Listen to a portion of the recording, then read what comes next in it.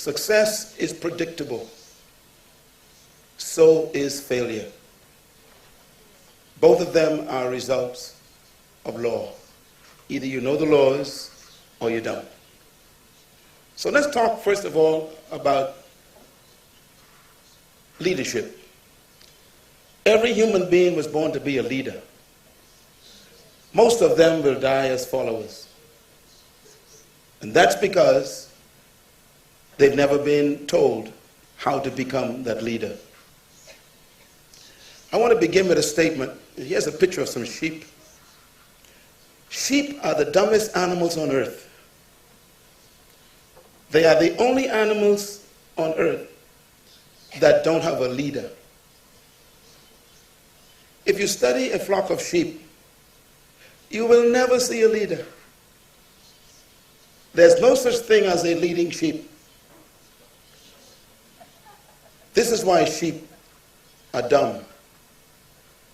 They just follow what's in front of them. And this is why they fall over cliffs, fall into rivers, fall off mountains. This is why they are the only animals God created that need a shepherd. Every other animal doesn't need a human. Sheep do. Sheep are dumb. If someone calls you a sheep, that is not a compliment. Some of you wonder why God says you are like sheep. That is not a compliment. God says you are all like sheep gone astray. You are lost.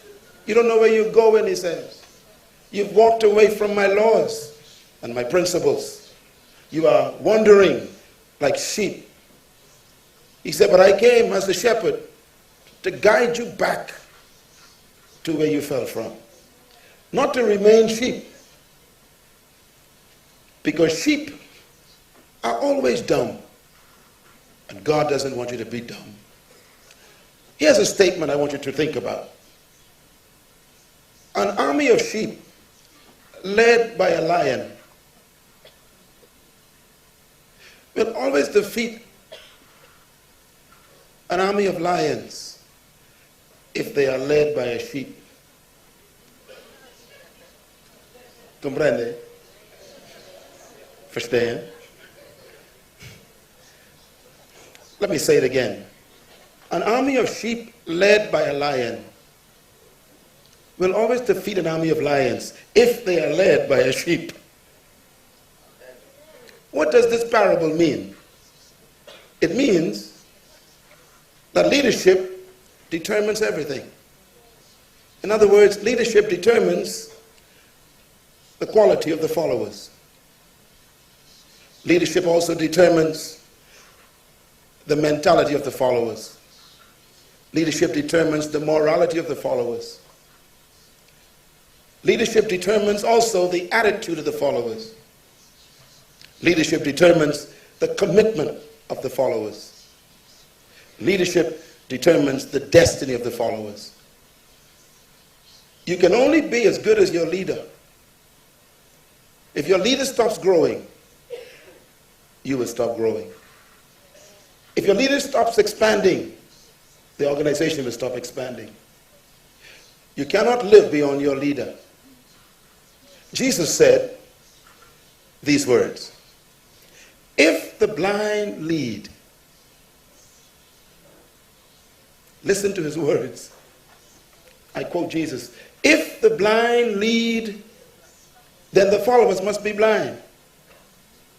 And if the blind lead the blind, they both fall into the ditch. He's talking about your destiny. He's telling us, first of all, that you can be in leadership and be blind. You can have a title, a position, power, and authority, and yet be blind. Don't ever be convinced by people in high positions. It doesn't mean they know where they're going. So it's important for you to question your leaders. Don't ask your leader if he has power or authority or money or strength. Ask him, do you have vision? Where are you going? Why should I follow you? What is the destination? Some of you are so emotional, you forget to be sensible. We get excited about people who work miracles who have no destination. We get excited about good preachers who have no destination. We get excited about people who do miraculous things but have no destiny. And they are leading you into an emotional ditch. Leadership is the most important activity on earth because it determines the destiny of the followers. And this is why I focus on leadership so much. Leadership is powerful. Write this down. Leaders provide confidence in people who are frightened. Leadership provides certainty where people are vacillating. Leaders also provide action where people are hesitant. You know, when the children of Israel came to the Red Sea, they began to become depressed. Everybody was afraid. And a leader emerged, Moses. He stood up on a rock and he stopped the hesitation. He said, I promise you today that the people coming behind us will be dead at sunset. He took action. And then he ran behind the bush and said to God, did you hear what I told them? Leaders normally pronounce things they can't do. Write that down. True leaders always speak what makes them dependent on God. It's important for you to do that. Proclaim things. God will perform it. Don't wait for the performance. Put pressure on God. Number 4, leaders give strength where there is weakness. They give expertise where there is floundering. Leaders give courage where people are cowardly.